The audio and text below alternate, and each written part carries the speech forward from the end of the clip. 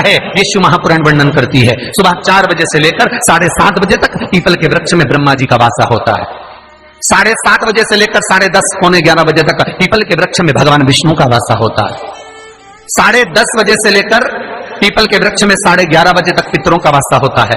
11:30 बजे से लेकर 12:30 बजे तक पीपल के वृक्ष में आहूतों का वासा होता है। 12:30 बजे से लेकर शाम को 4 बजे तक पीपल के वृक्ष में वासुकों का वासा होता है। 4 बजे से लेकर शाम को 7:30 बजे तक पीपल के वृक्ष में शंकर का वासा होता है। 7:30 बजे से लेकर 9:30 बजे तक पीपल के वृक्ष में कुबेर का वासा होता है। 9:30 बजे से लेकर फिर कुबेर के वृक्ष में अन्य देवों का वासा चालू हो जाता है। इसलिए हमारा हिंदू धर्म कहता है, हमारे शास्त्र कहते हैं कि पीपल के वृक्ष को जब पूजा जाता है, पीपल के वृक्ष की जब पूजन करी जाती है तो सुबह 10:30, 11, ज्यादा से ज्यादा 11:30, ज्यादा से ज्यादा 12, उसके पहले पीपल के वृक्ष की पूजन कर लेना चाहिए। क्यों? क्योंकि 11:30 बजे से लेकर 12:30 बजे तक पीपल के वृक्ष में पितरों का वासा रहता है, आहूतों का वासा रहता है, फिर वासुकों का वासा आता है। नारायण ने बोला, लक्ष्मी आज शनिवार का दिन है, जिस दिन अपन इस दरिद्रता से मिलने के लिए पीपल के पेड़ के नीचे आए हैं। हिंदू धर्म में ये दिन पीपल के वृक्ष के लिए पूजनीय होगा। जो भी शनिवार के दिन पीपल के वृक्ष की पूजन करेगा, दूध चढ़ाएगा या मिष्ठान का भोग लगाएगा, लक्ष्मी और नारायण उसके घर में प्रवेश कर जाएगा। लक्ष्मी और नारायण उसके घर में प्रवेश करेगा। इसलिए नियम बनाया। कौन से दिन? शनिवार। लक्ष्मी जी बोली, नारायण आपने तो एक दिन का वार लिख दिया। शंकर जी ने 7 वार बनाए हैं, रविवार, सोमवार, मंगल, बुध, गुरु, शुक्र और शनि। ये शिव जी ने बनाया।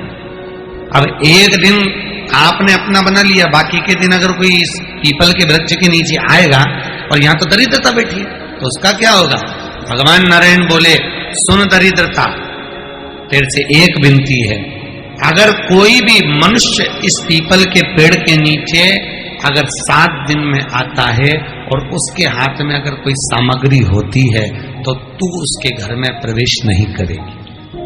नियम है पीपल के वृक्ष का, या तो पानी का लोटा लेकर जाओ, कुंकू का चोपड़ा लेकर जाओ, शक्कर लेकर जाओ, या पेड़ के नीचे चींटी को डालने के लिए आटा ले जाओ, पर खाली हाथ पीपल के वृक्ष के नीचे कभी मत जाओ, कभी नहीं।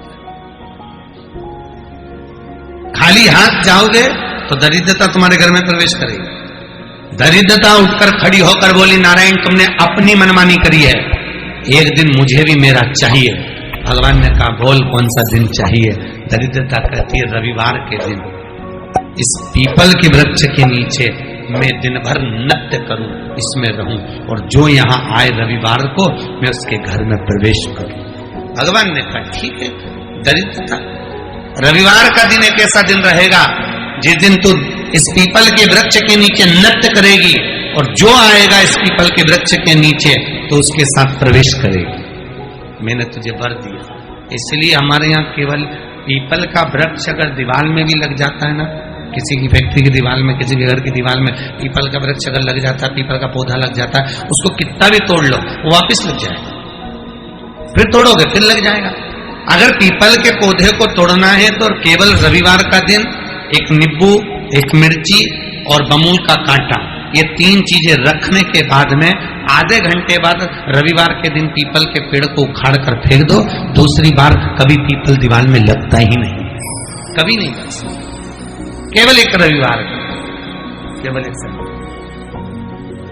इतवार। घर में दीवारों पर अगर पीपल लग भी गया है, इसलिए पीपल के वृक्ष को उखाड़ने का, अगर घर में पीपल लगा हुआ है या पीपल का पौधा हमारे घर में लग गया, उसको उतारना, निकालना, लगाना, तो पीपल के वृक्ष को अगर निकाला जाता है तो रविवार के दिन, और अगर पीपल के वृक्ष को कहीं लगाया जाता है तो सोमवार के दिन या मंगलवार के दिन, बुधवार के दिन, इन दिनों में लगा सकते पीपल के वृक्ष कहीं लगा। शनिवार का दिन एक ऐसा दिन होता है जिस दिन पीपल के वृक्ष को कहीं जाकर लगाया नहीं जाता, क्योंकि शनिवार के दिन पीपल के वृक्ष के नीचे लक्ष्मी रहती है। हम अपने हाथों से अगर पीपल का वृक्ष किसी दूसरी जगह पर शनिवार को रोपित करते हैं तो हमारे घर की लक्ष्मी अपने घर से छिन्न होकर चली जाती है।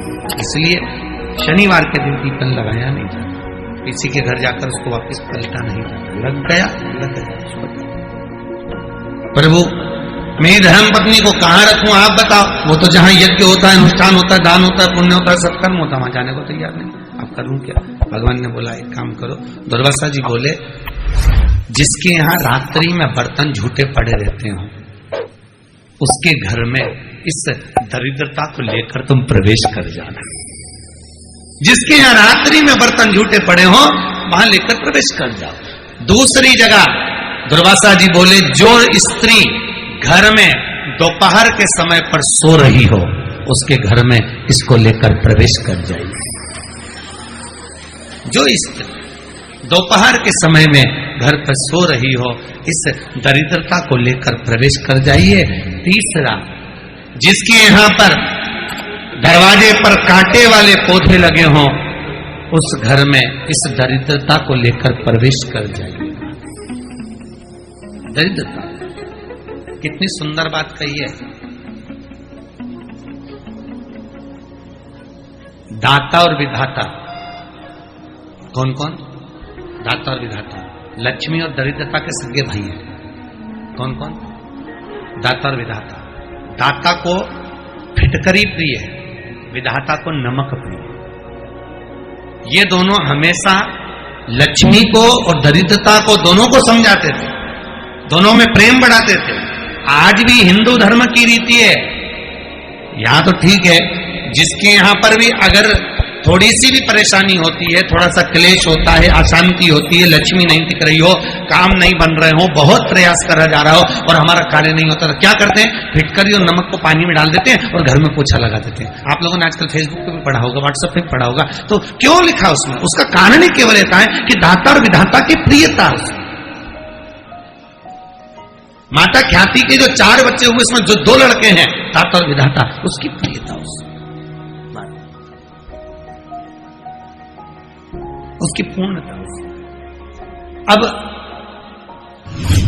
दुर्वासा जी बोले अपनी धर्म पत्नी को वहां लेकर जहां कांटेदार पौधे लगे हों वहां पर लेकर प्रवेश कर जाएंगे। कांटेदार पौधों में उस दरिद्रता का निवास हो। भगवान शिव के अगर शिवलिंग पर हम दही चढ़ाते हैं उससे परिवार में प्रेम बढ़ता है।